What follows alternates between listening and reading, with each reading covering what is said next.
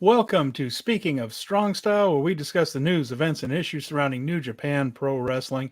I'm Steven Conway. With me, as always, Jeremy Finestone. We're contributors to the Fight Game Media Network, and we are going to be talking about several things. We have some announcements coming up here, Jeremy, that came from the company regarding mask mandates and things that will affect crowds in Japan. We're going to be talking about a new show that has been put together that will involve all three of the most high profile and top companies all in together Japan now. all together again. And we're going to, of course, talk about Capital Collision in Philadelphia. So with that in mind, folks, I'm going to do this right off the top. Here be spoilers. So if you're somebody that watches NJPW Strong as an episodic television show and you don't want to know what happened in Philadelphia or Washington, this is not the episode of Speaking of Strong Style for you. So happened. Things happen that are going to affect Dontaku and all that. So we are going to have to cover this. And, darn it, we have to cover some interesting shows. Doggone it all. But no, these, of course, were taped and will be part of the New Japan Strong show that airs Saturday on NJPW World. So if you don't want spoilers, probably want to skip this one, but we're going to be talking about that here. Jeremy, you saw the two shows, Philadelphia and Washington. Before we get into some other news and some nuts and bolts, what are your just overall impressions of these two nights in the U.S.? Okay, so I wasn't expecting much from these shows. It was kind of like, all right, I got to watch these shows. Let's see what angles we got. Aussie Open in the main event with these guys. This is interesting. There's a couple matches there, Desperado and Ishii, that, eyebrow raised kind of stuff. The Saturday night show kind of felt like a more interesting show than the Sunday night show. But that was because things that happened on Saturday directly affected Sunday night. And, it was kind of a 1-2 punch of storytelling that New Japan had. So before we get into it, I will give it a solid B+ for both nights of the shows. When they end up on Strong, I highly recommend taking a opportunity to, check it out. But if you didn't catch it, nothing happened that you absolutely need to see right away. I imagine the main event of the first night will be the first show that they air on Strong in the pattern of events going forward. All right, and we have a couple of viewers joining us here live. Colin is there. Brad is there. We're glad to see you guys. Hey, guys. And anybody else watching live, we're glad you're with us. This is going to be a fun one. And, we were going over these things. I also want to mention, talking a little bit about Tamashii, too. They had some shows this past weekend in Australia that we're going to discuss very briefly. Most of the names that would so. Well, most of them, you wouldn't recognize a lot of the names. Again, this is mostly Fale Dojo people getting reps. And they also have some females on the show there, too. I don't know if they're from the Fale Dojo or they're elsewhere. But, there was some good stuff. Flaming Sharks in the house. Excellent. Speaking of matches coming soon to a New Japan World near you is the March Rev Pro shows that had New Japan talent are now on World as well. So I believe that there was a Michael Oku match versus Zack Sabre Jr. There was a Great Okan match. And I believe there was another match on there. I had the notes up here, and then I lost them in the morass of many, many windows and tabs that I have going right now. But there are 3 matches on there that if you don't have enough New Japan World content to watch right now, a little bit more on there for you. So shall we count the companies that New Japan is currently working with right now? The cooperative?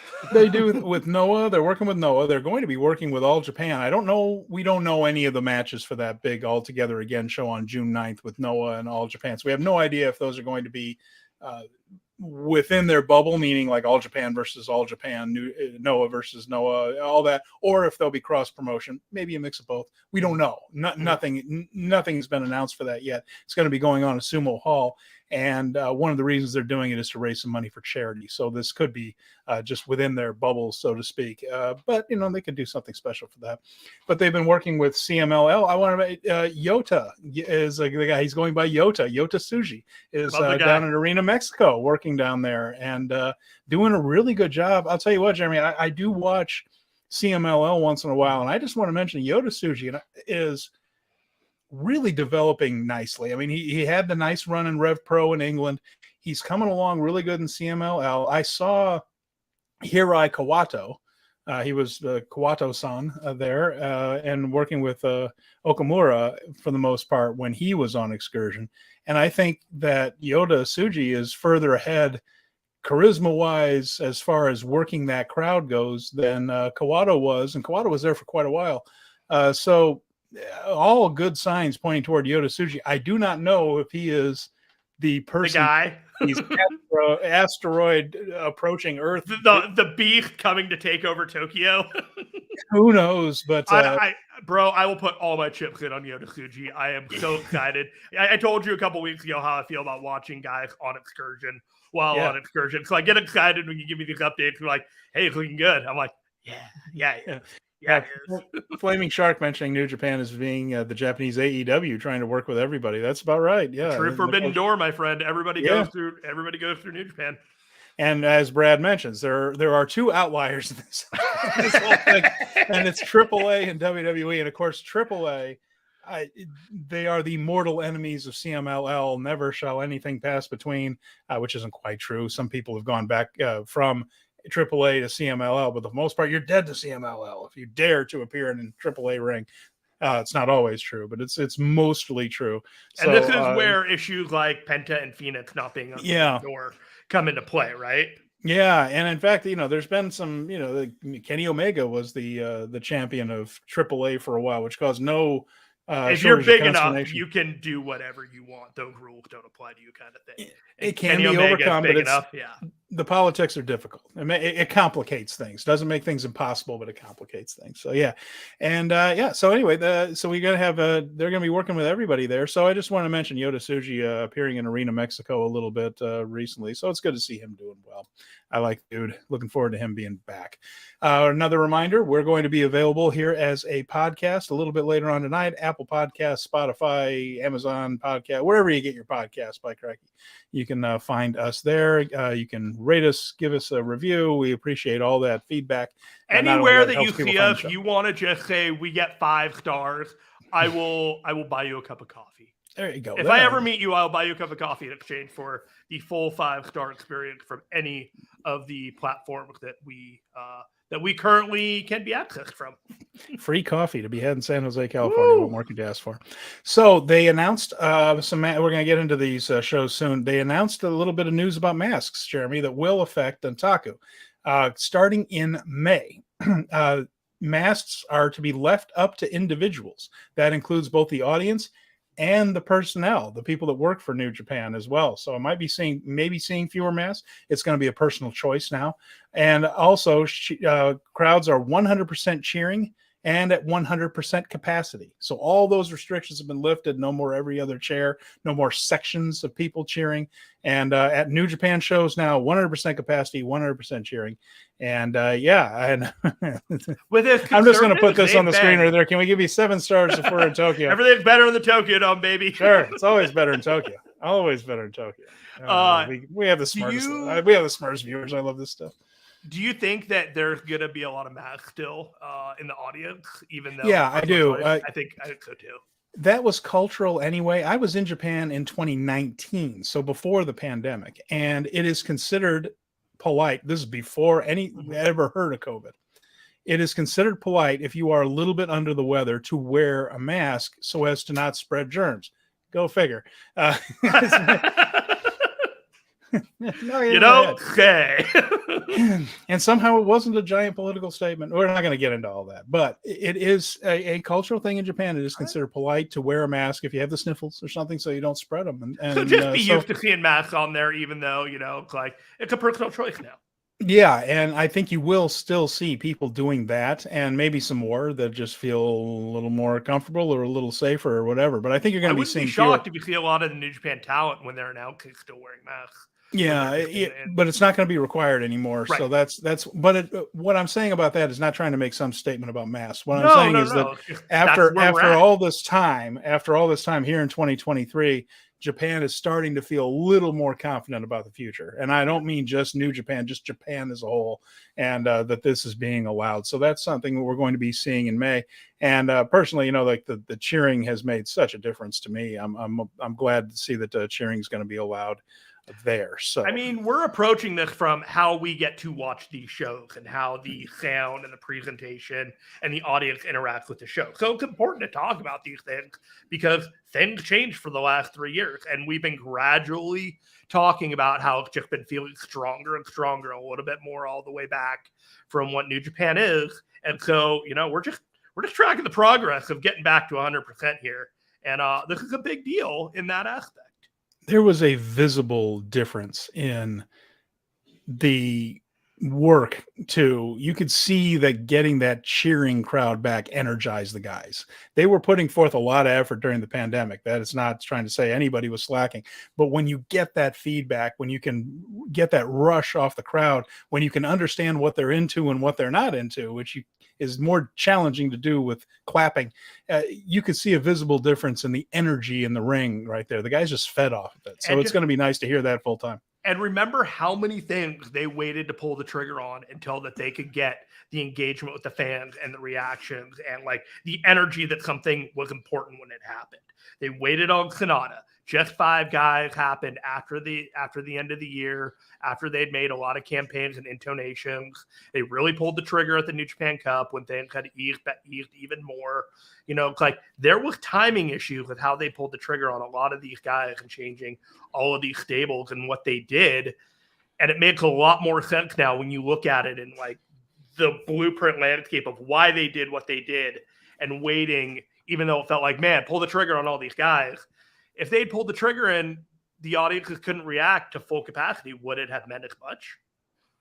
It's an interesting point, I guess. Well, and what's nice is that we'll have all those reactions going forward, going into Best of Super Juniors and then into G1 as well. So you know what had a really good reaction this week? What's that? Aussie Open winning the New Japan Strong titles. As we get right into the shows, yeah, this was one that we frankly did not see coming. I don't think we really thought that they would be doing the title switch. And we're going to get into what might be the ramifications of this. But right there in Capitol Collision, Washington, D.C. on April 15th, 2,179 folks showed up for this one. Nice crowd. And the main event was a 3-way match for the strong openweight tag team titles. And it was the Motor City Machine Guns, Chris Sabin and Alex Shelley, the champions going in, Kazuchika Okada and Hiroshi Tanahashi on one end of it. And then Aussie Open, Mark Davis and Kyle Fletcher. And of course, Davis and Fletcher were already the IWGP tag team champions. We thought this was going to be some sort of thing where Tanahashi is further humiliated because we supposed that maybe Okada would get frustrated with him. Instead, they went a totally different direction that you and I, frankly, didn't see coming. Aussie Open wins the match. They are now 2 double champions. They I was going to say Kyle and Mark 2 belts, I guess, but they have the strong openweight titles, the IWGP heavyweight titles, and this was a surprise to me. What did you think watching this? Did you expect that 3 count when it happened? Okay, so closer to the show, I was like, there's 2 things that can happen here. Either Tanahashi loses from the Motor City Machine Guns or Aussie Open wins. And I was more thinking about it later in going into the show because Motor City Machine Guns are now exclusive to Impact. And Impact and New Japan have a relationship. But if they're going to not be the Impact champions and they're still walking around with belts, losing to Ace and Bay Connection, that doesn't look good for New Japan. It doesn't look good for Impact. So there was an interest to get those belts off of Motor City Machine Guns. And the more I thought about it, this could happen. And when it did, it felt like a lot of things locked into place. We have a new 2023 belt collector gimmick going on. And it is specifically called that within the show. They called out FTR at the end of the match. And so it becomes abundantly clear that what we're heading toward is a conflict again with Aussie Open and FTR. And I'm going to guess at Forbidden Door 2. And we may be looking at Aussie Open as potential AEW champions to return the favor of the FTR being the IWGP champion last year. And I do kind of think that Aussie Open might be around a little bit more considering the G1 will be going on. And then there'll be some dates in, September and October. Maybe they have it for the World Tag League, but there's like a timetable here. So if you look at it, My prediction, as I've been going from the beginning, Aussie Open Tag Team of 2023, bro, coming together. Yeah, it is. And so you think it's more of a belt collection gimmick? Because I wondered when I saw the results, I thought, does that mean they're going to combine these? I don't feel like that's what's going on, but it could be if they're going to just kind of make this all one big title picture. But if so, what does that mean for the strong title that Kenta holds? Is he going to wrestle Sonata and firm that thing up, or I'm not sure that's really what's. I think they going wanted on. A collection of belts that they could have defended stateside that wasn't as prestigious as the IWGP tag titles. There are teams that they are going to face that, frankly speaking, challenging the IWGP tag titles for them makes no sense whatsoever. But challenging for the New Japan Strong tag titles in a bunch of different federations makes a whole lot more sense and impact, potentially in AEW, potentially in Ring of Honor. Those are matches that you could potentially do if you don't want to put the IWGP tag titles against Joe and Jim, whatever your names are. And that's something that they might do because Aussie Open is traveling the world. They're working dates for all federations. They are just like, their productivity is off the charts. I think they wrestled 5 times during, the WrestleMania weekend. They've been traveling back and forth, Japan, here, there. The representation that they're doing for New Japan of like, yeah, put both belts on them because they're going everywhere. And the main thing is I hope they don't get injured because their work rate is insane. And I'm going to mention that because this move right here, this is a moonsault that our boy Kyle Fletcher did in the match, and he managed to split himself in twain on that on the steel barricade after landing. And these guys all beat the shit out of each other, and I don't say that lightly. Hiroshi Tanahashi broke a rib in this match. Okada nearly got killed on a suicide dive on the other side. Just balls out insane. Motor City Machine Gun proved to me that they are one of the best tag teams in the world. I still think Aussie Open has the edge on them this year, but they carried this match as well. They had to go back to Impact Rebellion the next night, but they did the job, passed on the titles after winning the titles from Aussie Open back in October, and the world is once again right again. Yeah, all right. Well, we'll see what they do with those belts. Right now, there are no plans to have Kenta face Sonata to bring together the Open. So it might be just a belt collector thing. It's a good angle. It might be a belt collector thing. It is explicitly a belt collector thing based off of the post-match angle, post-match discussion. And a quick hello to Kenny Williams, who says hi to us over there on the chat. So we are going to move to Kenta, who had a strong open weight title defense himself. It was against Eddie Edwards. It went 18 minutes and 42 seconds. Kenta has survived and is holding on to that open weight title like we thought he would, and the strong championship, which means his match at Dontaku is now officially a title match, which we kind of suspected. Mm-hmm. Of course, they couldn't announce it until after this one. So Eddie Edwards, a worthy challenger, I suppose, but not much doubt that Kenta was going to hold on to this. It was a fine match. I believe that Eddie Edwards' best days are behind him, and this was a good match spotlight to fill him on the card as a good challenger for Kenta. They have history going back with each other. Again, it wasn't the best match on the card. I don't really want to say much about it because I felt like Eddie Edwards was a little bit step behind. Kind of reminded me a little bit of Tommy Dreamer, and not in a good way. And is there a good way to think of Tommy Dreamer? There have been at some point in the past, but that was what I saw when I was watching this match. Must have missed that week.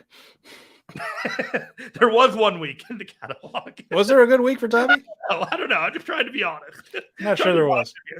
Look on the bright side. Not sure there was. Kenta did his best. It was a little sloppy. It went a little long. I think they needed a name to prop out this card at the top of the card, knowing what plans that they had on it. Eddie Edwards is a name, and it checked a box. Well, let's not forget what this is also, is that this is the new version of tapings for Strong. Mm-hmm. So Strong Champion has to be on it every once in a while. So there you go. So, Kenta will be part of these as long as he's holding that belt. And then what do we have here? By gosh, nothing scarier for a champion than when the lights go out after the match, is there? When a monotone giant tells you he's coming for his title, You should stand there and not go anywhere because he's not going after you on the video. Hikuleo challenging for the New Japan Strong title, like we were talking about, I believe, on May 3rd. He's waiting. This is how New Japan does these things. They waited until the match was over, but we all kind of knew it was kind of the other reason why Eddie Edwards' match felt like a stop on the way, because we're building to Hikuleo. Just 5 guys. Sonata, the new IWGP World Heavyweight Champion, and Yoshinobu Kanemaru, the next challenger for Hiromu Takahashi, wrestled Naito and Hiromu there. So we got a preview tag in that one. So Hiromu's going to be wrestling both of these guys going forward in the near future, Kanemaru and Sonata. So they threw this one out and then put in one of the most popular guys in the whole business, in Tetsuya Naito there. What did you think of this one, this tag, Jeremy? This was all presentation, and this was all aura. Everybody did what they do. Hiromu does his stuff. Naito did his stuff. Sonata, Kanemaru, the whiskey bottle, the whole deal. Like, it was basically everything about their shtick. Sonata came out last. He had his tank top over the belt, and then he flipped up his tank top, and then the belt, and the rest of the cloth behind it. Pretty slick move. He's got that strong babyface energy. Went about 16 minutes and 40 seconds. Here's where it got interesting. It was a by the numbers LIJ match until Kanemaru pinned Hiromu. Set up for their match coming in, I believe, on the 27th of April. So I kind of was thinking that Kanemaru might be the guy to lose him, because I didn't expect Hiromu to get pinned stateside. I just, one of those tapes went down to your sales. But when the other team got the IWGP championship, I guess Hiromu is the one man on the totem pole. And again, it goes back to something we've talked about the last couple of weeks, that Hiromu has to make everybody. And because no one is really on his level, he has to make everybody look like he's on Hiromu's level. So that means taking a pinfall from Kanemaru. And Kanemaru is a terrific wrestler. That's going to be a really good match. But he is seen as a level below perhaps Desperado, certainly Takahashi. So this type of finish, they may have felt that it was a little bit necessary. And Brad brings up a nice point here that Dontaku show there. They just announced the show with him against Hiromu has. They were warning people all day today, like, hey, if you want your tickets to this show, like you got to get them. And then congratulations to them. Yeah, great. I mean, that's reflection of a good reaction to Sonata as the champion. Absolutely. And we have now a big angle in this next match here. We had Juice Robinson and Fred Rosser. It was a match that didn't happen because Juice attacked Fred Rosser before the bell. Of course, Juice Robinson interfered in the match between Fred Rosser and Kenta in the first place, which is why Kenta is the strong champion. He got the title from Fred Rosser partially due to Juice, and of course Fred's blaming Juice, thus transitioning Fred into the feud.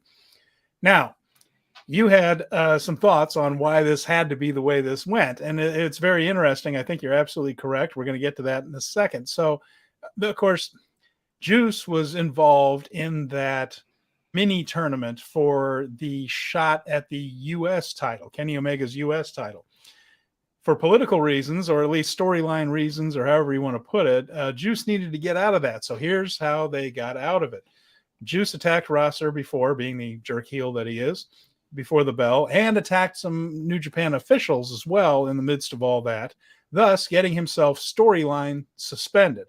So this match never happened. It was all an angle, and then he was removed from that U.S. title contenders tournament the following night, because the first match of it was going to take place in Philadelphia. So, Jeremy, tell us a little bit more about why New Japan felt this move was necessary.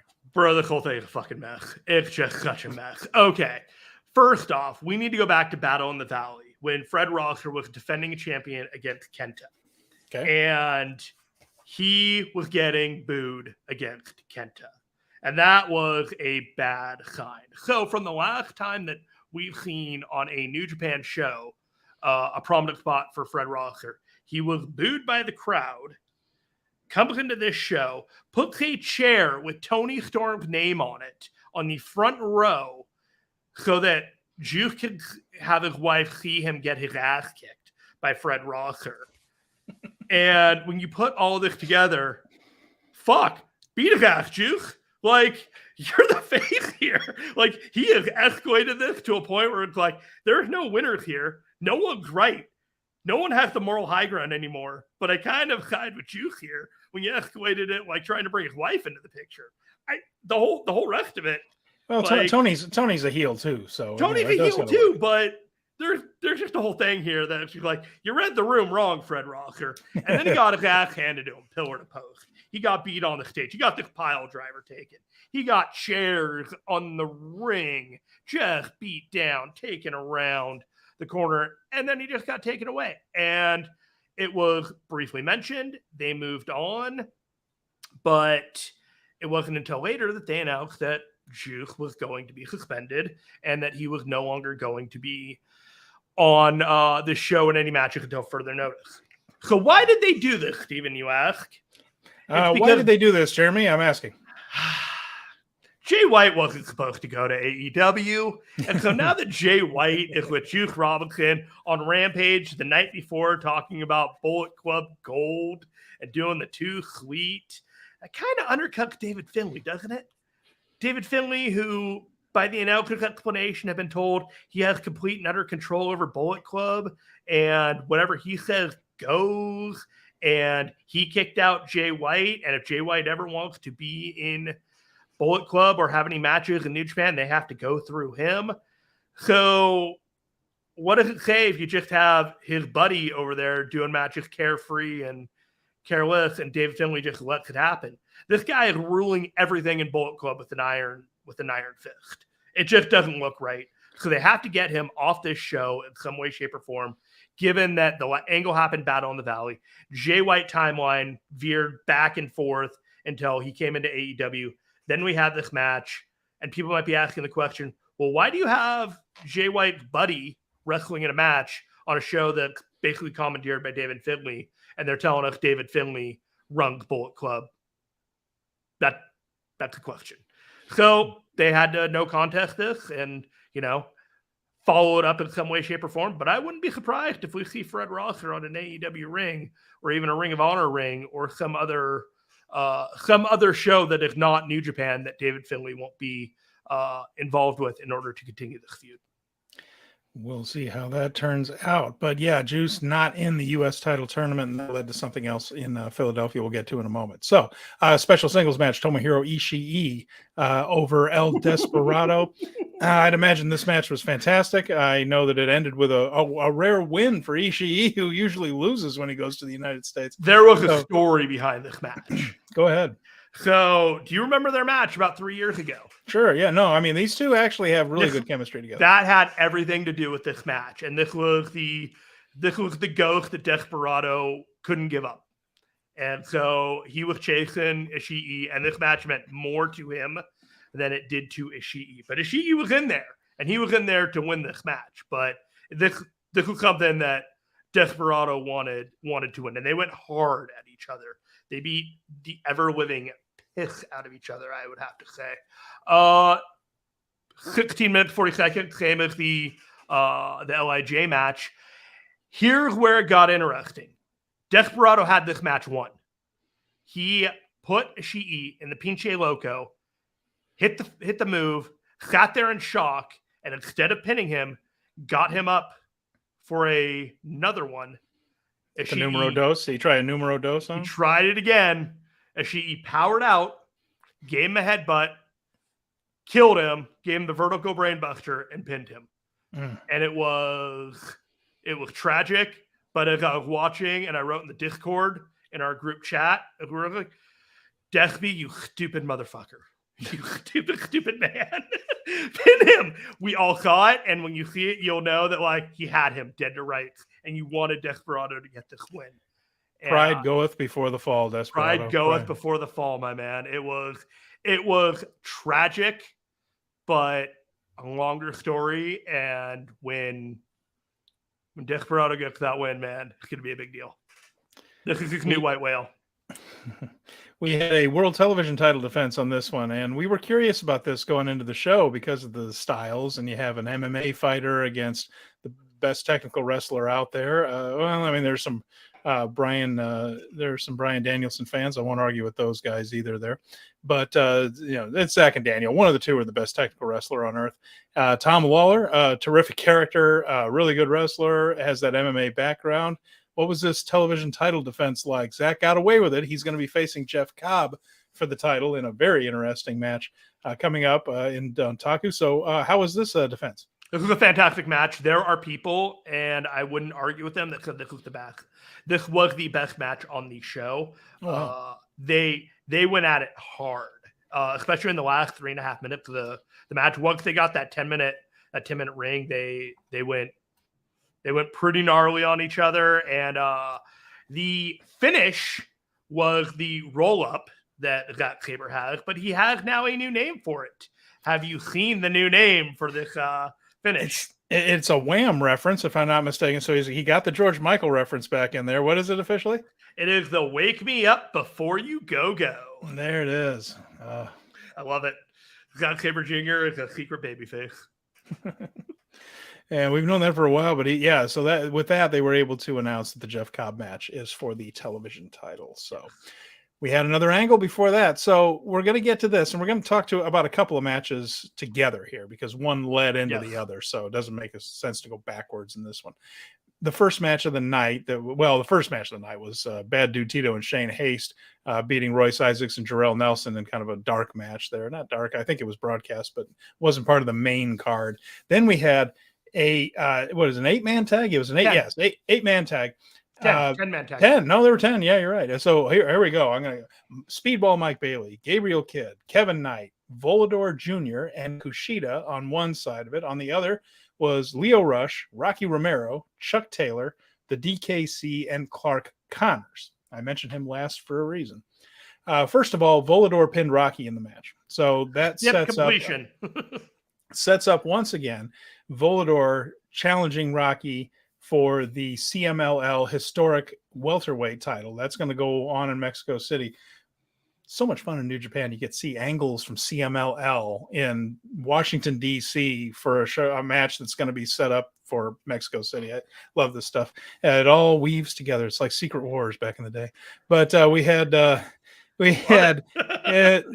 you proud of me? I was really happy about that. I was like, holy shit. It got you with that one. So point being, after this one, Clark Connors expressed some frustration. As a matter of fact, he's expressed his frustration, from what I heard, in beating the living hell out of the DKC afterwards. Clark ended up turning heel off of this one. And after the match, you thought, well, okay, Clark is just a jerk now. However, the next match was David Finlay versus AR Fox. Finlay won the match, of course. No one really doubted that one too much. But then he called Finlay out afterwards. When they booted ELP, when he was laid out by that shillelagh gimmick that he has, where that's the firing offense right there. Is he pegs you with the shillelagh, you're out of Bullet Club. So it happened to Jay White, it happened to ELP, El Fantasmo.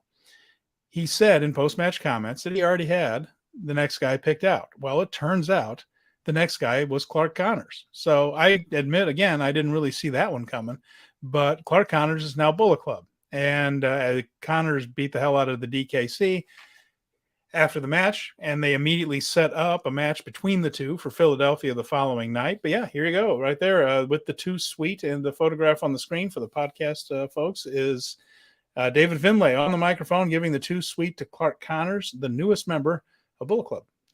So Finlay had a speech, and the speech was he wanted his Bullet Club to be full of savages. He was not going to let Bullet Club turn on him before he turned on them. So he is reforming his own Bullet. He is reshaping Bullet Club into his vision. And I don't think he's done with Clark Connors. I also think Gabriel Kidd's joining, and we're going to be seeing it very, very soon.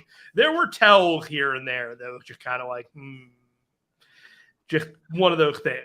And so you're looking at perhaps a NJPW strong branch of Bullet Club that maybe more more than other places. That could definitely be. I also could see them more in Japan. Like it's a way to reincorporate them back into Japan by bringing them and having more tours. That white gear that Clark Connors has, The last time we're going to be seeing him in white for a very, very, very, very, very long time. He came out in hot pink the next night. All right. A little Heart Foundation. Rhino, perhaps. Little Heart Foundation-y maybe. But the other thing that he mentioned, I thought this was an interesting turn of phrase by Finlay. He said that he wanted to get Bullet Club before Bullet Club got him. And that was his phrase for how he was going to shape Bullet Club. So that was an interesting way of putting it, I think. So it definitely leads to a different version of the group than the Jay White version or the Kenny Omega version or the AJ Styles version of Bullet Club. And I suppose the smartest thing Goto, the New Japan booker, can do is continue to evolve that product. So, it's the longest. Is it the long? It's one of the longest running factions. I think Chaos has probably been around longer than they have. But it's one of the older factions. Now, 9 years. Yeah, it's been quite a while. Quite a while. So, got to keep evolving. I think they're doing a good job with it. I know people are like David Finlay. I don't know. Give it time. Like, they're not forcing him down your throat, and at least they're spending time growing the stable and letting the angle play out in all these shows. And there's a recruitment drive, and you're invested in the steps along the way, other than like David Finley's here, he's the new leader, resume business as usual. They have made efforts to do things differently with this, and I'm kind of here for it. I'm not trying to compare David Finlay and Jay White. I don't think Finlay's quite on Jay's level there, but I will say that we did not know how good Jay White was when he took over Bullet Club. Yeah. When he came back from Excursion as a Switchblade, he did that whole thing where he was the malevolent force within Chaos, so we all knew it was going to turn. It turned out that he got Goto along for the ride too, and the whole thing with Okada. But there were a lot of people that were like, Jay White, like that guy is running Bullet Club now, and that turned out just fine. Let's see what David does with it. They're confident in their young lion system, and they should be. Like, all these guys they're all part of it in some way, shape, or form. And when the company finally feels ready to strap a rocket to them, they're not scared. And it's like sink or swim at that point. But it's not the company, hedging on their potential by the time it's like, all right, it's go time. So it's go time for Clark Connors. He is being positioned in the Bullet Club. That is a big deal. And part of his new push continued in Philadelphia, Collision in Philadelphia, where on top we had Aussie Open defending their newly won openweight tag team titles. Flaming Shark is excited. Aussie, oi, oi, oi. Had a feeling that the point that was getting another set of belts on Aussie Open to keep the momentum strong for them after Genesis. Yep, looks like it's the case, and they might have even bigger aspirations beyond that. So they were in the main event again. They were facing Tomohiro Ishii and Lio Rush. They were representing Chaos in this one, and this wasn't the match. This wasn't supposed to be the match. Okay, remember, go ahead and talk to us about it. It was supposed to be Hiroshi Tanahashi, and Lio Rush and Tomohiro Ishii versus TJP and Aussie Open. And so TJP couldn't make it for travel reasons, and I use the finger quotes because who knows. And Hiroshi Tanahashi broke a rib in that 6-man match, perhaps on the moonsault, perhaps on the Aussie Open grabbing Okada and Tanahashi on their shoulders and doing the outside ring apron walk. But what happened was, as a result, we got a damn near match of the weekend from Aussie Open versus Tomohiro Ishii and Lio Rush. So this was a really good one, I can imagine. I mean, the 4 people involved, it's hard to imagine. Davis and Ishii, I would pay to see. Fletcher versus Rush, I would pay to see. And then throw them all in there together. It sounds like a pretty good combo. Yeah, it was the Coriolis on Lio Rush. I don't really know what to say other than you got the dream matches of Fletcher and Lio Rush in the ring with each other. You got Kyle Davis and Ishii with each other. You got Mark Davis and Ishii in the ring with each other. You got Davis and Leo with each other. Fletcher and Ishii. They were all just grooving with each other, and it was a different match than Ishii had the night before, but there's an argument to be made that Ishii had a hell of a weekend with this match this weekend. One of the best workers in the world, really, Tomohiro Ishii, and has been for quite a while. So he just showed it there when they needed him. They needed him to step into a spot and do well. So he did. Number one contender, first title defense. Yeah. So there you have it. Number one contender tournament for the IWGP US heavyweight title. We talked about this. No longer Juice Robinson, but instead Fred Rosser. And it's Lance Archer getting the win here. And so Archer ended up moving on in the tournament. He will face the winner of, Ospreay and what is scheduled to be Hiroshi Tanahashi. Hopefully Tanahashi is healthy enough to work that match, but we don't know yet. Who had on their bingo card that we weren't sure that it was going to be Hiroshi Tanahashi unable to make that 5/21 match at Resurgence in Long Beach and not Will Ospreay? Wasn't me. Well, and yeah, that's the question too, because officially Will has put out on social media that he is cleared to wrestle, although he does not feel 100%. So we'll see.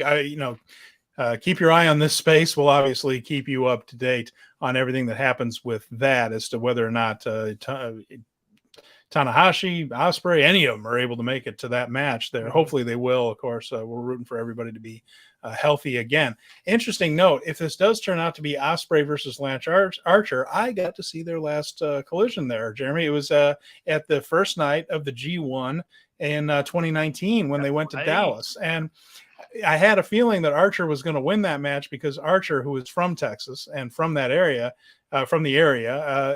put in a lot of legwork in promoting that show. So I had a feeling he was going to be rewarded with the victory over Will in the opening night of the tournament. That was also, by the way, Kenta's first New Japan match against Kota Ibushi that night. And we got Okada versus Tanahashi. So it's about as happy as I've ever been in my damn life. One of the last times that New Japan was in the States before COVID, too. Yeah, okay, yeah, because I went out to Japan for my trip out there and saw Noah. So I saw a night of the N1 tournament and a night of the G1 tournament the same year, which I'm very proud of. And then the world changed, so I'm glad I got it in when I could do it.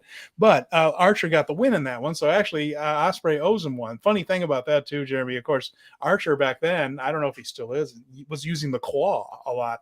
And if there is a move that is over in Texas after the Von Erichs, all these years, Jeremy, the claw was still over in Texas when he clamped that thing on. It was, I just kind of made this face, and my girlfriend was sitting next to me, and she was enjoying the show. She was just like, "What?" And I just said, "That's the Von Erich claw still works."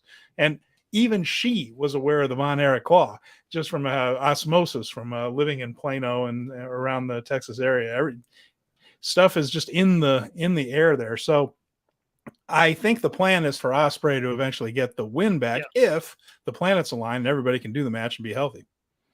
Yeah, this has definitely been a little bit of a snake bit tournament, but it seems like a lot of the tournaments that they try and do stateside between AEW and New Japan, for whatever way, shape, or form, always going to be snake bit in some way. Getting back to this match, though, I will say they did everything in their power to sell that Rosser was beat to crap for the night before. They wrapped his body in bandages. They sold that his ear needed something like a half a dozen staples or stitches. He was bleeding from the roof of his head. It was a light blood, but they were doing what they could, but it seemed abundantly clear that it was all to protect him from losing to Archer, with the beating from the night before playing a huge factor. And as you can see, Juice did return, even though as a no disqualification match that they stepped it into right before the match started, it really didn't play into him being suspended because it didn't technically play into the outcome of the match. It's all a headache. We will see where this goes into the future, but my takeaway from all this is it's time to turn Fred Rosser heel. Okay, well, we'll see what they do going forward. And before that, we had another bit of a preview. This was Naito and Hiromu against Kenta and Chase Owens. So that was a neat little tag match there. What'd you think of this one? Not really a storyline going on with any of these guys in that sense, but four pretty good wrestlers. How was this one? This was, hey, guys, we know it's not a big card, but here's Naito and Hiromu, and they're going to give you 10 minutes, and they're going to win a match. And Naito, I think, gave him 1 or 2 destinos to Chase Owens. It was everything that you've ever seen in every Naito tag match that you watch in the New Japan, like pre-matches, the Road to Dontaku matches and everything. This was essentially what that was. I am really happy for the fans in Philadelphia and Washington, D.C., frankly. They got to see Naito and Hiromu Takahashi because they do not come around stateside all that much. And it's a box to check off to see these guys live. So they showed up. They showed up to wrestle, and that's all I asked them for. Yeah, and again, we're servicing a couple of different masters here. We're putting on a show for the folks in Philadelphia. 977 showed up to the 2300 arena, the arena formerly known as the ECW arena, the old bingo hall in South Philly there. And so you're trying to put on a show for those folks. You're also trying to put together matches for Strong. So there's all those things being done at the same time. And then after this match, oh, go ahead. Pardon me. Yes. Rocky Romero came out and they announced that at the 2300 arena in August was going to be the All-Star J1 Festival stateside, and tickets were on sale that night. And I know that people were there that got tickets for this show, and they've already sold tickets for August for Hiromu Takahashi's All-Star Junior Heavyweight Special. That's something that WWF did. I don't know if they still do, but WWF, when they would come regularly to an arena, and I used to go to see them first in South Bend, Indiana, and then in Chicago later. Once I got old enough to drive to Chicago, they had the better cards. That was the A folks went up to Chicago. We got some pretty good B shows, I got to say. We usually got Randy Savage or the tag team champs or something like that. But, the big stuff was going on in Chicago. We used to go over there and they would announce the next show and tickets are on sale now. Well, in 1997, I got wind through the Observer that WrestleMania was going to be in Chicago. And so I made sure that I was at the show in Chicago before that one. And sure enough, just before intermission, by gosh, they announced that the next one will be WrestleMania there at the old Rosemont Horizon building. It's called something else now. And I remember sprinting from my chair up the aisle. Pumping. And I got to see Bret Hart, Steve Austin, I Quit live and in person, by God. I saw one of the best matches in WWF history because of that. So always fun when they announce a big event. Not a formative experience in your life at all. No, that was a good day. That is a good day. So yeah, there you go. So they will be back, and with another junior heavyweight festival. The first one there got, as far as the work goes, got rave reviews. That Cork and Hall show that Hiromu promoted in Tokyo not too long ago. So there'll be an American version of that. There's some great American juniors out there, and I'm sure he'll bring in a lot of people from a lot of places, maybe some from Mexico. So almost certainly a terrific show. So we'll be keeping an eye on that. There's a lot of talent out there to show up for these shows. Probably going to be a lot of tag matches with one or two singles matches at the top. It's not going to be dream matches across the board of juniors, but there's going to be a lot of great talent on that show. AEW had a title defense on this one, the international title. It was Orange Cassidy, the champion, defending against Gabriel Kidd. This one went just under 12 minutes. And was another one of those similar to the Eddie Edwards match. I don't think too many people thought Gabriel Kidd was taking the title off of Orange Cassidy, except maybe Gabriel's mom hoping. But a good match overall, Jeremy. What'd you think? Oh, absolutely. This was supposed to be Eddie Kingston versus Gabriel Kidd. Eddie Kingston got the hernia, and he's probably going to have to get surgery from the Claudio Castagnoli match. And so the makeup, because New Japan Pro Wrestling is actually a partner that AEW respects, is that they brought Orange Cassidy in and did an international title defense. Now, it was really interesting on the show because we had Ian Riccaboni, Alex Kozlov, and Veda Scott doing the call on both of these shows. And they were explaining that the international title was created to come to New Japan and be defended here. And it has taken this long for the first match to happen. So there was an implication there that this will be happening more often, but I'm not sure that, Orange Cassidy is going to be holding that title for a whole lot longer, because the storyline with him is he's having a series of banger defenses, something like 18 title defenses, but his hand is getting worn down. His hand definitely got worn down in this one. He couldn't use the punch to win. He had to use the mousetrap. And this was a good showing by Gabriel Kidd, an excellent showing from Orange Cassidy. Orange Cassidy fit in exceptionally well into the New Japan ring.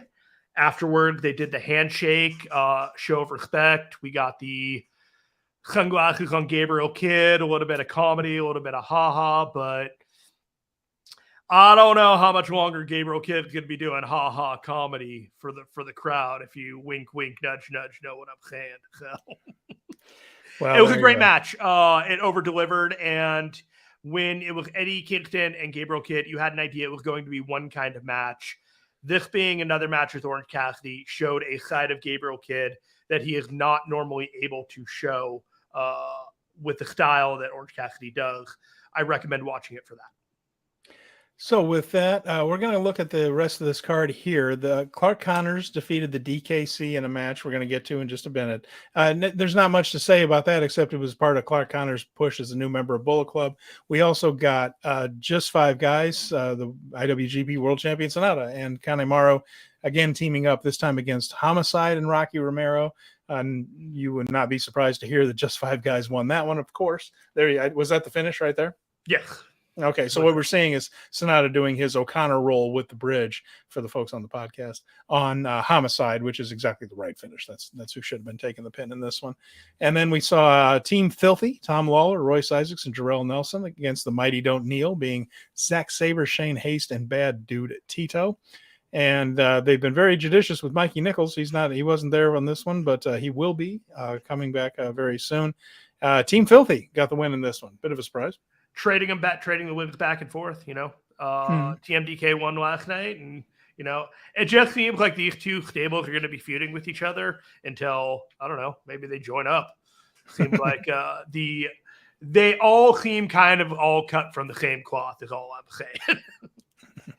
And Kenny Williams mentioning that Orange Cassidy's on quite a roll. Yeah, he has actually elevated that title a little bit. Uh-huh. Not that Pac did a bad job with it. He didn't. That's not what I'm saying. But Orange, and part of it is the push and the storyline that they've given and the presentation. Him.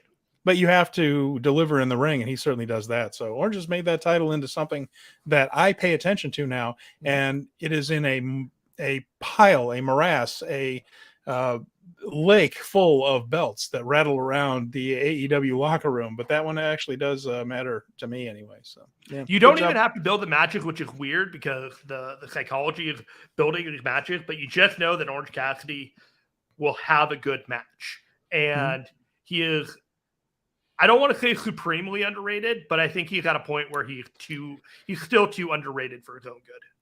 And I know that the comedy turns some people off and things, and I get it, that sometimes I get annoyed by it too and things, but I do feel like his talent, once he does kick into that part of the match where he's wrestling and the match goes on closer to a normal wrestling match, I feel like his talent's undeniable. So yeah. Speaking of cut from the same cloth, Brad Ryder over here, Royce Nelson, Royce Isaac, Jor-El Nelson, and Bad Dude Tito are all mainstays of FSW in Vegas and Championship Wrestling for Hollywood. They have a long history together. Speaking of cut from the same cloth. There you go. That's an interesting point there. So, all right. Well, maybe they probably had good chemistry together right there. So, and Kenny Williams agreeing that the international title matches have been good. We're going to mention some of the comments that we've had. I seem to have struck a nerve with some of the memories of past shows. We'll get to that in just a little bit, guys, I promise. So other results from this one, we're going to go through them fairly quick. On a pure match, Alex Coughlin defeated Tracy Williams. El Desperado and Volador Jr. defeated Delirious and Kevin Knight. I bet that was a fun opener now that I'm looking at that group. Fun opener. Kevin Knight looked fantastic, jumping around, doing all his stuff. Delirious was delirious, but he was a little less delirious in a New Japan ring and a little more cooperative with what New Japan is rather than him just doing whatever, if that makes any sense. Desperado versus Delirious for the few minutes they had with each other was a way more entertaining than it had any right to be. But Desperado learned how to win again with the Pinche Loco after blowing it so bad the night before with Ishii. Just not over it yet, are you? It's going to be all right. It's going to be all right. That look by our strong style stable. Speaking of strong style, I know you mentioned the commentary. Brad Ryder think that Veda did a great job. Don't think they did the 3-person booth as well as Kevin, Chris, and Rocky and or Gino. Okay, fair enough. That's Kevin and Chris, I think, are one of the best damn teams I've ever heard in my life. And so, and Gino's mostly entertaining when he's in there. I like Gino's commentary a lot, and Rocky does an excellent job too. So tough act to follow, to be fair to everybody involved there. Couple quick notes on the Alex Coughlin Tracy Williams match. Please. Great pure wrestling match. It was a spotlight for Alex Coughlin to be on his Twitter, as he says, back on his bullshit of his power move set. And he did a couple of them tonight that looked pretty fantastic. I don't remember. I don't want to explain to what they were, but like, because I'm gonna get it wrong. Because I'm still just look at a standing lift. One of these suplexes. They were fantastic. The dude is a beast. Power move central, and I don't know what's in store for him. But the fact that he can do these power moves and actually have a good match is more power to Alex Coughlin. He does not miss leg day. So no, there you go. Does not skip leg day. Does his deadlifts. So there were also some Tamashii shows while all this was going on. I will tell you this real quick. This is this is what the new Clark Connors premiere looked like with him and David Finlay coming out, and this was kind of a big deal with him and his presentation. And he killed the DKC. He killed him dead. This was one of those definitive beatdowns that was set to reestablish Clark Connors, and I just wanted to make sure that was thoroughly underlined, because it was clear from this show that they have big plans of him as almost a number 2 to David Finlay right now. There you go. Okay. So, and it's all black, of course. It's got the Bullet Club motif going, so it's all in black for the folks that were listening. So, Tamashii over in Australia. We're not going to go over these matches one by one. Most of these names you're not familiar of, because it's a lot of the Fale's Dojo guys. A couple of things worth mentioning. Shingo Takagi defeated Robbie Eagles in a match that went about 22 and a half minutes or so. Supposed to be very, very good. Heard good things. Have not been able to see it. Tamashii isn't put on the NJPW world quite the same way as the others. Hirooki Goto was also over there in Australia and picked up some wins. And Jack Banza and Chris Basso are two names that Fale seems fit to put in some of these upper card matches. So these are the guys that were in there with Goto and with Shingo, and some of the guys when Shingo and Eagles weren't wrestling each other. So Jack Banza, Chris Basso, those seem to be two that they believe in quite a bit, and had prominent spots on those Tamashii cards. So might be worth keeping those guys on your radar. Jack Banza and Chris those Basso. Tamashii cards show up very few and far between on the actual New Japan world. It's like, I don't know. I'm ready to start watching them, but I just don't see them with any regularity showing up on World. Yeah, and they have Slex was also on this, SLEX. Slex is an Australian star there. Pretty good. He had a hell of a match against Okada a few years ago, which, again, a lot of that was Okada, but he held up his end of the bargain in that one, so he's pretty good. And obviously that's one of Jeremy's dog's favorites is Slex. Big Slex fan over there in San Jose. So, here we go with let's look at some of the upcoming events. We have Dontaku, of course, is the next big New Japan event coming, and the Road to Wrestling Dontaku goes through Nara on the 20th. These are the upcoming shows this week. We'll be talking about some of the results here on the show next week. Friday, they'll be in Hyogo on the 21st there. And on April 22nd, Saturday, it's Hirooki Goto's 20th anniversary show. He is in the main event, teaming with Yoshihashi and Yo against Sho, Yujiro Takahashi, and Evil. So House of Torture versus Chaos there. And for the most part, these shows are preview tags only. There isn't a whole lot of really great stuff going there, other than just... You got Bolton Oleg on the show. Bolton Oleg will be there. Yeah, we'll be seeing some of that stuff. And we're going to get to the next thing in Osaka. There's a show in Osaka. I think that's going to be on New Japan World, the 23rd, I believe. It'll be Japanese only, and then Kevin Kelly and Charlton will do the video on demand commentary after the fact. But the bigger show on the 23rd is actually the All-Star Grand Queendom, the big Stardom show. This is one of the biggest shows in a long, long time in women's wrestling. We covered it hardcore on the 5-Star Joshi show. I was lucky enough to guest with Scott Edwards on that yesterday, and that's available on the Fight Game Media feed. I had a terrific discussion. I had a terrific discussion about that. I had so much fun talking about it, but this is probably the biggest New Japan match of the week, and it's not on the New Japan show. IWGP Women's Champion Mercedes Mone taking on the all-time Stardom icon, one of the greatest female wrestlers of this generation and maybe all time. I think she's working her way to Mount Rushmore, Mayu Iwantani. So this is about as big a match as Stardom has as far as just name value. Their icon against Mercedes Mone, and Mercedes has been wonderful in her matches so far. And of course, the main event there for the World of Stardom title, Julia against Tam Nakano in what's become a wonderful grudge match. Mina Shirakawa against Saya Kamitani for the Wonder of Stardom title. Those are the big three matches, and well, there's more than that. That card's loaded, but for IWGP purposes, Mercedes Mone against Mayu Iwantani for a Grand Queendom. So first time. I love Scott Edwards, but he stole my line. It's a redo of Sasha versus Bayley from Takeover.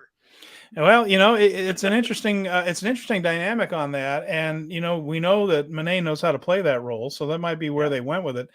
And of course, we're going to find out quite a bit more. Not all of it; it's not 100% guaranteed, but we're going to find out what Mercedes' status is with Bushy Road a little bit. We're going to get some information off that. If she wins this match, you got to feel like she's sticking around for a good while longer. I'm not talking about years, plural, but it looks like she's sticking around. If she loses to Mayu Iwantani, it's not in the bag that she's done and headed it back to North America, but it does put that back into play a little bit more. So that's what I'm going to I think things have changed with Mercedes Mone. Well, yeah, the return of the guy that she walked out on, Vince, it certainly has increased the chances that she is staying with us on the Bushy Road side of things, which I am fine with. So my prediction, I'm glad I didn't get spoiled yesterday on the show when you were talking, is that match is going to slap harder than Mone's right hand. Oh, man. And she does hit pretty hard. She's got stiff slaps. Mayu's really excited for that match, honestly. I'm really looking forward to it. I'm going to try and make a point to see it in some way, shape, or form. That's going to be a fantastic show. It's available on pay-per-view. The best way to catch it is to look at the Stardom Twitter feed in the days before. They tweet out links to where you can order the show right there. So and as the Flaming Shark mentions, we all got that feeling between her seemingly love doing the Joshi stuff and Vince in regards to her status. Absolutely right. Yep. It looks for selfish reasons on our part, it looks very good. I'm hoping she stays because I would rather see her having these matches than going back and working with some of the stuff in WWE and having to deal with that guy again.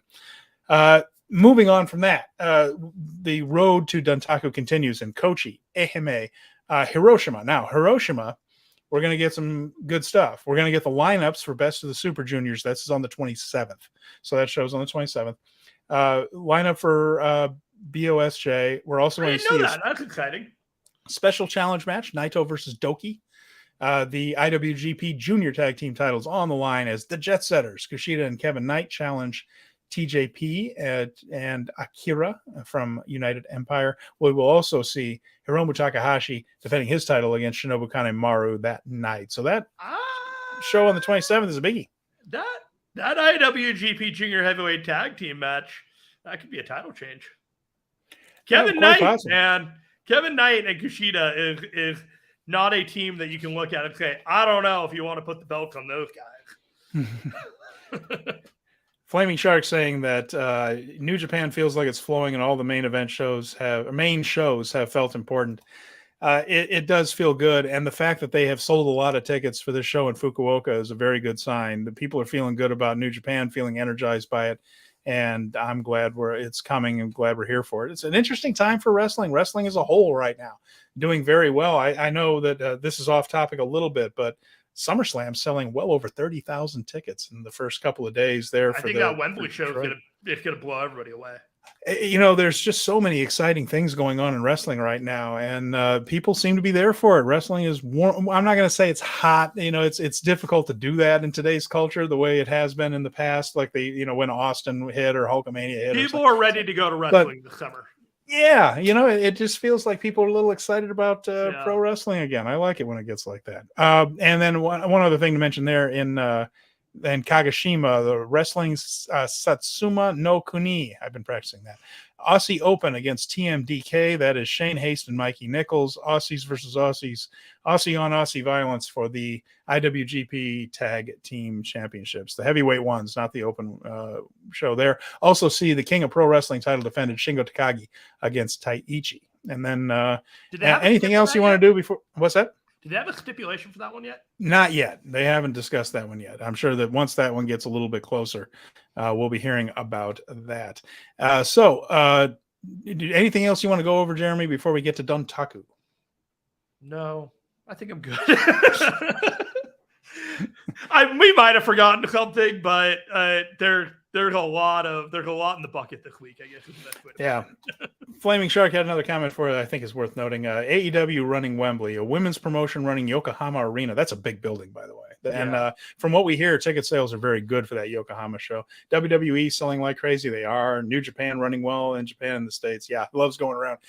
You're right. It's a fun time to be a pro wrestling fan. And also worth mentioning, by the way, CMLL killing it. Like 9,000 or 10,000 people every single week on Friday night in Arena, Mexico, too.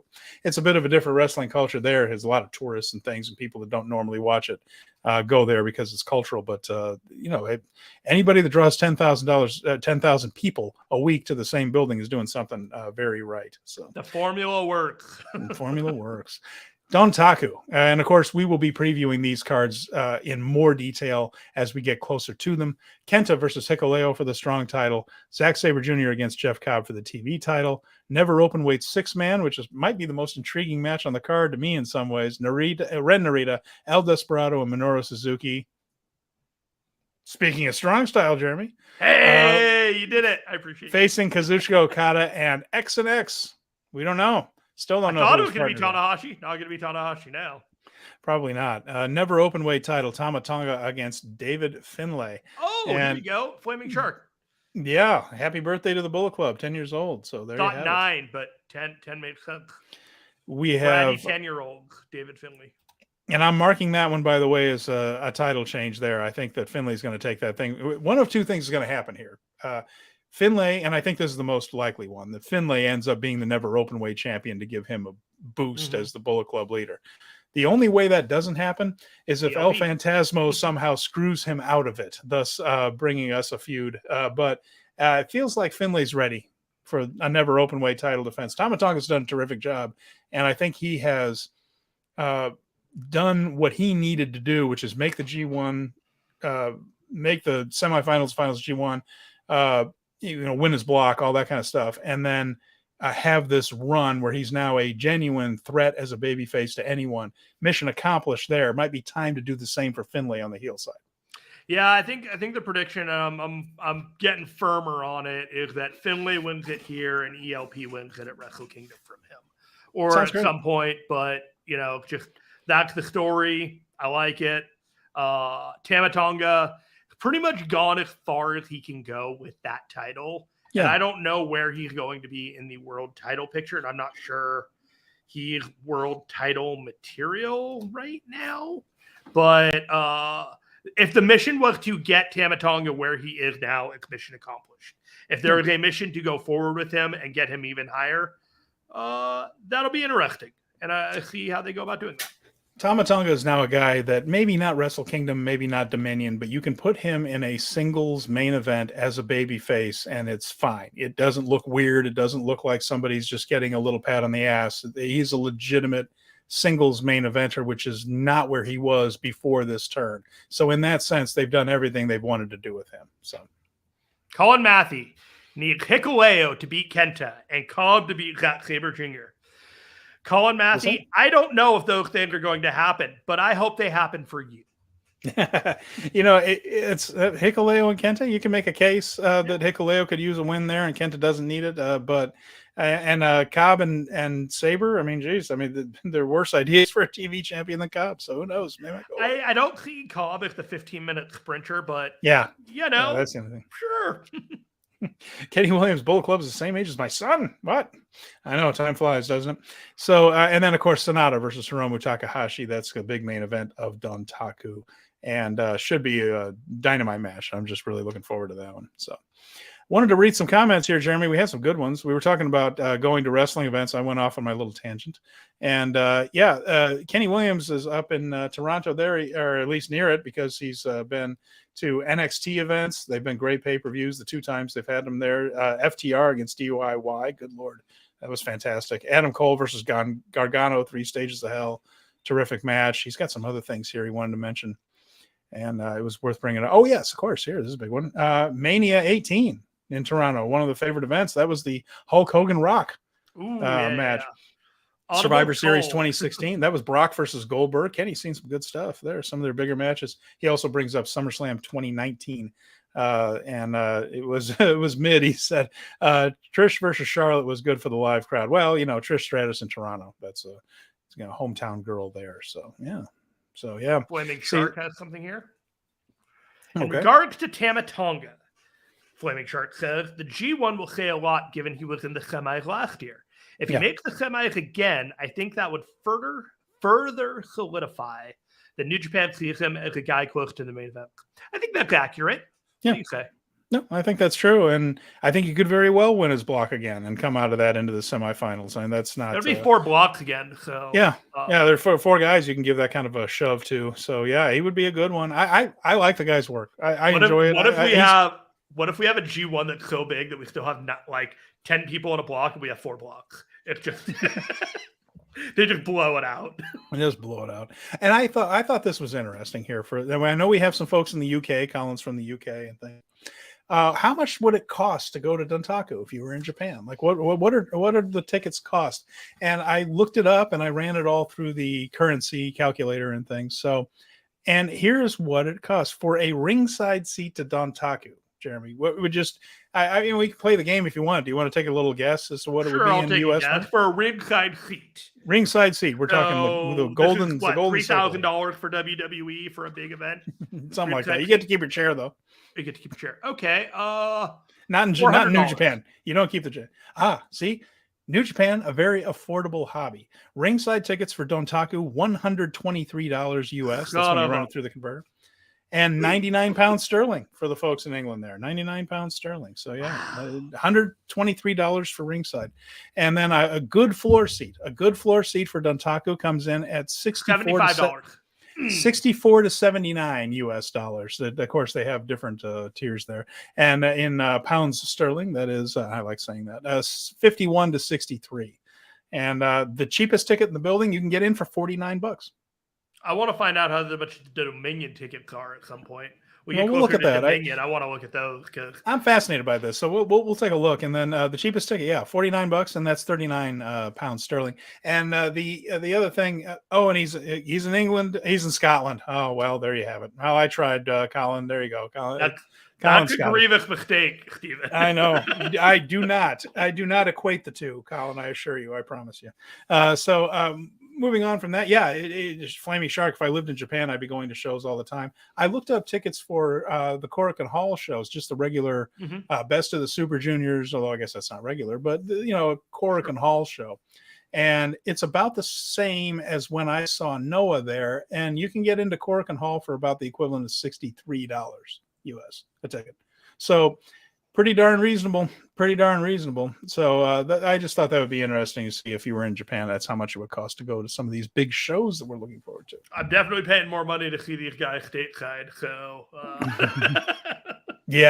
geez. I jumped in on the G1 in Dallas, and I paid a pretty penny for those seats because I bought them the day they went on sale, and I did not take any chances and things. And then the building was only about 1/3 full, and people were getting in a lot cheaper than I got in toward the end. I regret nothing. I was terribly excited to be there. And we got a group of guys that I go with, just kind of a thing. 5 of us. Yeah, I get those tickets if you want Colin, 5 people or whatever. Colin, you're killing me, man. I'm not the only one to think the UK is just England. I didn't think that. I just didn't know where you said you were in the UK. I didn't. I just just on population, I had to guess. I did not look it up. Okay. I don't think that Scotland and England are the same thing. I don't. Oh, look at this. Brad Ryder. It costs more to go to some indies, especially GCW, than to a top-tier New Japan show besides Wrestle Kingdom. Does it really cost more to go to garbage? It costs more for Garbage Championship Wrestling than an NJPW show? Wow, boy. That's to see some guy get sticks shoved in his head. Late stage capitalism, baby.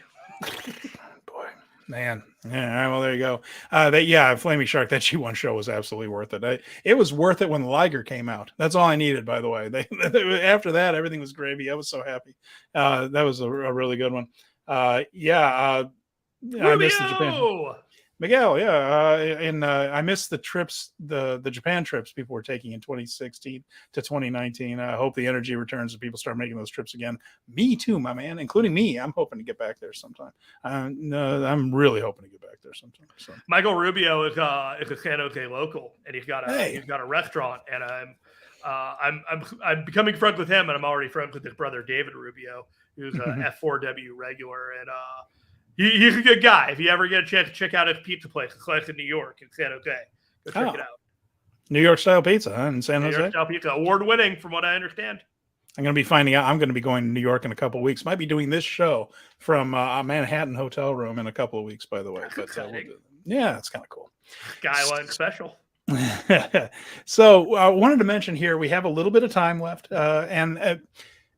Sakura Genesis, of course, big event. Sonato defeating Kazuchika Okada for the IWGP World Heavyweight title. Relatively short history of Sakura Genesis. It is a relatively new show on the calendar. I went back and looked at it, and while it is a relatively new show, it has had some very historic moments. And it began in 2017. It was April 9th, 2017 was the first Sakura Genesis. Before Sakura Genesis, it was called Invasion Attack. That was the pay-per-view name or big show name they used for the big spring show there. Sakura, of course, refers to the cherry blossoms, and Genesis, of course, the new life in the spring sprouting out there. So Sakura season is a very expensive time to travel to Japan as a tourist. I found out the hard way.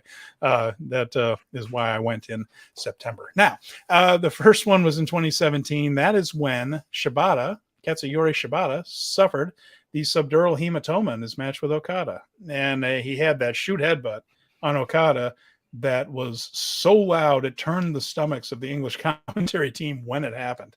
And it was just let's call it what it is. One of the dumber things somebody's done in a match in a long time. Damn near killed himself. So we can do without those shoot headbutts. Julia from Stardom, if you're listening, you're not, but knock it off the shoot headbutts. You just want everyone to say Shibata, and they all lived happily ever after. Yes. I am very happy that Shibata is back, but maybe we didn't need the near-death experience for that one. We didn't need the last 6 years to go down the way that they did. Hiromu Takahashi defeated Kushida. This is when Hiromu had recently, this wasn't like his debut or anything, had recently come back as the time bomb from his excursion. And he defeated Kushida in under 2 minutes. They did this whole thing where the heel, very much a heel, LIJ back then, Hiromu was antagonizing the babyface Kushida, and Kushida did this dive to start the match. Hiromu hadn't even gotten into the ring yet. Kushida dove out over the turnbuckles and clobbered him in the aisle. However, Hiromu got the advantage, hit the time bomb, beat him in less than 2 minutes as a way to just say, holy crap, this guy just buried the number one guy very, very quickly. And it was one of the things that helped to get Hiromu Takahashi over in such a way. And some other interesting results from that very first one. Hirooki Goto defeated Zack Sabre Jr. for the never openweight title. And Zack had made his New Japan debut only on March 6th of that year. So he was a relatively new guy for New Japan. He defeated Shibata for the British heavyweight title with help from Davey Boy Smith and Minoru Suzuki. So that was what happened back on March 6th. And then he challenged Goto for the never title. You'll never guess. I could give you 100 tries. I don't think you're going to guess who was in the heavyweight tag team match. Who do you think were the heavyweight tag team champions going into the very first Sakura Genesis? Lance Archer and Davey Boy Smith? No, it was actually Tenkozy. Tenzan and Kojima were the champions. Yeah, no, I wasn't going to get that. No, I know. And they lost them that night to War Machine. Okay. War Machine, yeah. So War Machine had their run there. And Tenkozy had stepped in and won the titles in a match against Ishii and Yano. That was after Tomoaki Honma was injured. Honma had been teaming with Togi Makabe and had actually won World Tag League 2 years in a row. So Honma and Makabe were a top level tag team at the time. Honma was injured. That they were pulled out of that match. Tengozi stepped in, won the titles over Ishii and Yano, and then put over War Machine here at Sakura Genesis. Taichi and Kanemaru defeated Jado and Geto in a junior heavyweight title match. Taichi still a junior heavyweight back then. And Kota Ibushi wrestled as Tiger Mask W on this show, where he had that over elaborate mask that he really couldn't see out of, that really hindered him. But he teamed with the original Tiger Mask, Togi Makabe, and Yuji Nagata in the loss to the Gorillas of Destiny, Chase Owens and Yujiro Takahashi. The Young Lion match was Jushin Liger, Manabu Nakanishi, and David Finlay facing Kitamura, the late Katsuya Kitamura, Tomoyuki Oka, who is, of course, now Great Okan, and Hirai Kawato, Master Wato. So that was the Young Lion match there. And Liger's team won that. Other things that went on in 2018, it was on April 1st in Sumo Hall. That was Okada defeating Zack Sabre Jr. after Sabre had won his first New Japan Cup. The Bullet Club team of Hangman Page and Cody defeated Kenny Omega and Kota Ibushi, the Golden Lovers, on that show. So that was after Omega. Hangman was Cody's number 2 for a while. There you go. Will Ospreay defeated Marty Scurll for the junior title on that show. So if you remember when Marty was in New Japan for a while. Desperado and Kanemaru defeated Bushi and Hiromu and Sho and Yo in the 3-way for the junior tag titles. So yeah, he had some things there. Tanahashi, Juice Robinson, and David Finlay. So Tanahashi and Finjuice beat Goto, Yoshihashi, and Jay White, who had not yet screwed over Chaos at that point. So Finjuice feels so long ago by now. It really does. It feels even longer that Jay White was there with Chaos at that point. And then on April 4th, 2021, they didn't do in 2019, 2020, they didn't have Sakura Genesis returned on on April 4th, 2021. That was Ospreay beating Kota Ibushi for the IWGP World Title. So that was just after Ibushi had won all those big matches in the Tokyo Dome. And then last year was called Hyper Battle, which was a throwback because of the 50th anniversary thing. So they call it Hyper Battle. Attendance had been around 10,000 per show on that one, around 10K. It was down to 4,755 at the last one with all the restrictions and things. You couldn't sell all the tickets. And then this past year, still a little bit restricted in Sumo Hall, with especially the lower arena there. That was around a little under 7,000. So in the middle. And now, of course, beginning in May, 100% cheering, 100% capacity at New Japan events. So next time they go to Ryogoku Kujikan, we're going to get a real sense of where they are as far as popularity goes and how many tickets they sell. Again, Fukuoka for this next one, Dontaku, all signs looking good. I'm just excited in general. We get the Dontaku and the Genesis, and it just feels like we got to run up. And Dominion is going to be pretty special. Forbidden Door 2 is going to be pretty special. And the G1 and everything. It's just everything's tracking positively for all of this right now. And when you were telling me about 2021, I was just like, I immediately flashed back to Will winning, then having to drop the title, and then Okada and Shingo battling for the title. Shingo winning, basically doing Will's role by proxy for the rest of the year until Will came back and took the title before losing it again at Wrestle Kingdom. I don't remember how it worked out at Wrestle Kingdom, but man, that was crazy times back then. Such a chaotic period. And Flaming Shark, I miss War Machine. Still a great team, but the Viking Raiders are a watered down version of that. If War Machine, sheep herders and bushwhackers. Yes, exactly right. If War Machine were the sheep herders, then the Viking Raiders are the bushwhackers. I keep telling people, man, and of course we just lost. Butch Miller passed away, and I keep telling people that saw the Bushwhackers and like, man, it's the same two guys, but the Sheep Herders were a badass tag team. They were scary. And then also Sumo Hall looked really good, though. Yeah, it sure did, and they did a nice job framing it. Time for a full New Japan with Dontaku. Absolutely right. And the next time they go to Sumo Hall, I have a feeling we're going to be seeing a lot more people in there. So it's going to some of those halls and places are really unique. Like I remember the glass etched one that they were in, and then there was the futuristic like hallway with the back wall with like five people, get 5 rows of people against the wall, and all of a sudden it just looked like you're in this weird auditorium, a big box square auditorium. I don't see like wrestling shows that air in places like that around here. So yeah, I'm always fascinated by it. It is fascinating to watch some of those touring things. We're going to see some of them best of the Super Juniors too, where, you know, they're just in these giant halls with no bleachers and everybody's on one level on the floor and all the house lights are up the whole time like they're in a big convention hall, probably because they are. And my personal favorite of those, the quirkiest ones, are the ones that have the 2 escalators in the background. You just see people that have nothing to do with the wrestling show just going by. I always wonder where they're headed. I've always been curious about that. Never been able to find out. Maybe I will someday. But like, how do you get that close to the wrestling, able to take an escalator and not have a ticket to be in there?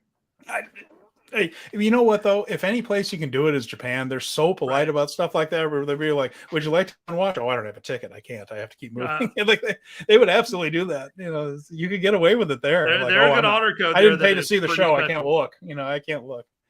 So yeah, the honor code is pretty special there. I'm a big fan. What else we got today? You know that. I think that we've pretty much covered it. Like next week, we're going to be looking at some of the road shows, and we're going to be taking a closer look. And Goto's anniversary, we're going to be talking about that. So maybe go over his career a little bit. And but I got a 4-minute thing for you, real quick. Please, yeah. What do you think about Will Ospreay's whole? I don't know how much I'm going to be doing this much longer. I feel like almost everybody gets to this point at some time or another, usually when they're injured. There has to be a time when you're feeling down, you're in pain, you're healing slower than you want to because you can never heal fast enough. And you just feel like, why am I doing this crap? And why am I putting myself through this? I feel like everybody said, Owen Hart said he had 1 more year left in him every year.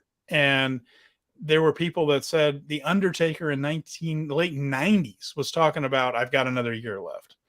And there was a story, I think that, who was it? Either Brian Alvarez or something told of El Generico, Sami Zayn, getting into a car like he was an 80-year-old man and thinking, boy, I don't have a whole lot left. And he just was part of one of the biggest WrestleManias, and of course, Will has had some things, has had some issues that he's been open about with depression. So getting hurt, getting pulled from shows he was looking forward to, perhaps stressing out that he might not be able to perform up to his standards. I have a feeling that he can still make us very happy with his matches. I think he's one of the best workers in the world and that he would be able to pull through, but it's his standards that he is more afraid of than ours. In those moments, I think he probably sits there and going, maybe I shouldn't do this too long. When he heals up, when he gets back out in front of a crowd, when he feels that kind of feedback again, has a great match and the response from a great match, he may very well feel differently. But I feel like a lot of top wrestlers have that moment where, do I need to keep putting myself through this? Yeah. Especially when they're not getting the good parts of being a pro wrestler, which is that adulation and those visceral reactions when you do something impressive in front of people. Yeah, I want to preface this by saying I validate every feeling that he's had about the pain that his body is going through and everything that he has done in the art of performance and for the fans. And while I say that, it definitely sounds like a syndrome of I'm too old for this shit. So, and I think he'll snap out of it, and it can be played for angles more than anything else right now. I'm glad he said it. I'm glad that the fans are aware that there might potentially be an end date on all this, but more noise than news is what I would say about this. Flaming Shark agrees. He says Will was having the same talk that Kenny Omega did during his long healing process leading up to his return. And I'm losing my voice. So also going to have to talk about the IWGP women's title match next week. Yes, we absolutely will. And so for more details on that, don't forget to check out Scott Conway and Scott Edwards and Steven Conway's talk on the 5-Star Joshi that was on the Fight Game Media YouTube channel yesterday. They had an in-depth talk about that and the rest of the card, and then we will go ahead and talk about the outcome of that show next week. Steven Conway, do you have any socials that you want to talk? Just my Twitter at Steven Conway 88, and then ringsidereplay.com, my history website. And then, like I said, check out the 5-Star Joshi show with Scott that I did earlier this week. And he's going to have another one with another guest who is a longtime women's wrestling expert. So I kind of come at it as a fan who has kept track of Stardom, but only recently started watching it hardcore. So I'm kind of new here. I mean, I always kind of knew what was going on, but now I'm watching every show. He's going to have a guest on later this week. His name is escaping me, but keep an eye out for 5-Star Joshi, because those are two of the people that know Joshi wrestling absolutely inside and out. So whichever perspective you want to take, Scott's going to have you covered on that. This is the biggest women's wrestling show since the mid-90s. Since those Dream Slams. You ain't lying.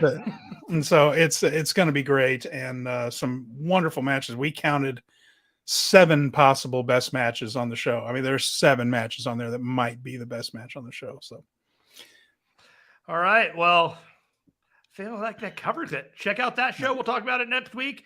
Steven Conway 88 on Twitter is him. I am Jer Finestone for me. This has been Speaking of Strong Style. We will see you when we see you. Peace out.